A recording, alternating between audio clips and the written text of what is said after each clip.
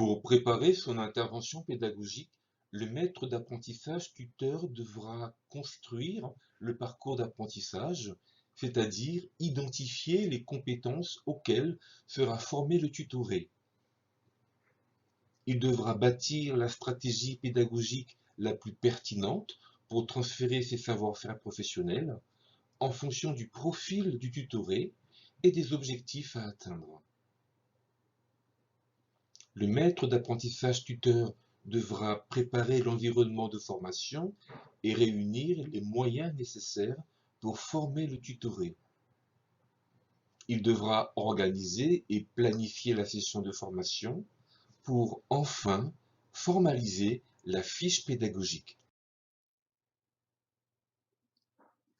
Le maître d'apprentissage tuteur devra construire ou co-construire le parcours de formation du tutoré. Le parcours d'apprentissage est construit avec l'organisme de formation en fonction des objectifs du contrat d'alternance ou de stage. Le parcours d'apprentissage s'appuie sur un référentiel de formation, notamment lorsqu'il s'agit pour le tutoré d'obtenir une certification. Le maître d'apprentissage tuteur va également s'appuyer sur la fiche de poste du tutoré qui liste les activités, les tâches et éventuellement les compétences nécessaires à la tenue du poste. Il s'agira alors pour le maître d'apprentissage tuteur d'articuler au mieux la progression des apprentissages en centre de formation et en entreprise grâce à un dialogue constant avec les différents acteurs.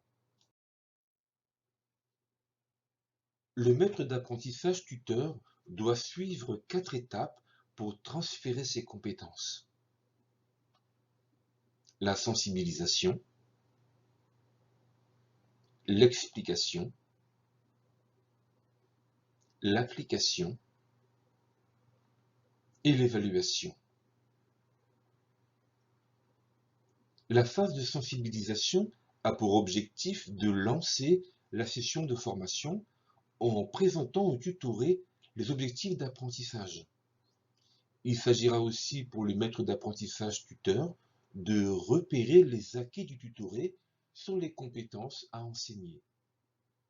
Pour cela, le maître d'apprentissage tuteur peut poser des questions au tutoré sur son expérience ou sur la manière dont il faudrait agir selon lui. La phase d'explication consiste à apporter la nouvelle connaissance au tutoré.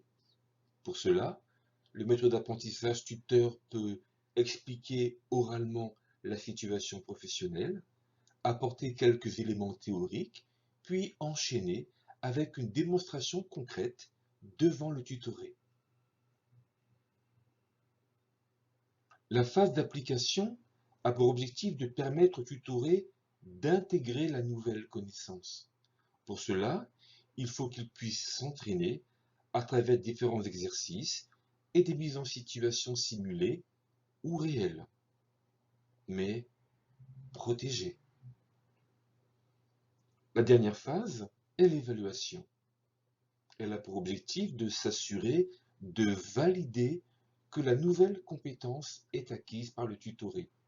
Pour cela, le maître d'apprentissage tuteur peut organiser une mise en situation réelle ou simulée, ou alors poser des questions techniques, etc.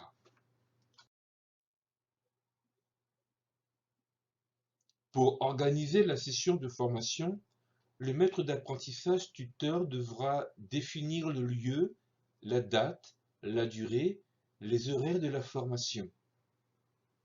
Il devra préparer l'espace de travail et réunir l'ensemble des outils, matériels, équipements nécessaires.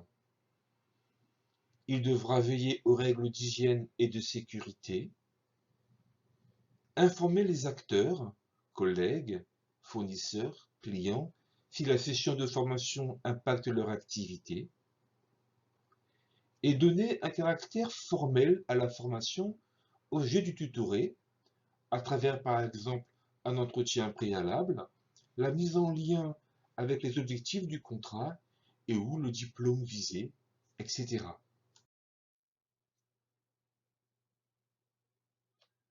Qu'est-ce qu'une fiche pédagogique? La fiche pédagogique est un document rédigé par le maître d'apprentissage tuteur qui décrit toutes les étapes d'une séquence de formation.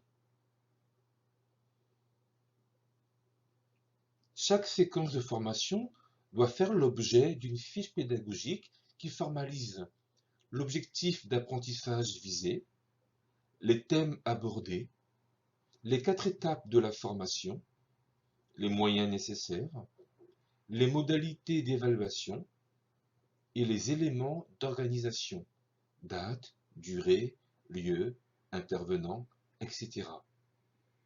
Vous trouverez sur la plateforme un exemple de fiche pédagogique. Vous l'avez compris, une séquence de formation ne s'improvise pas.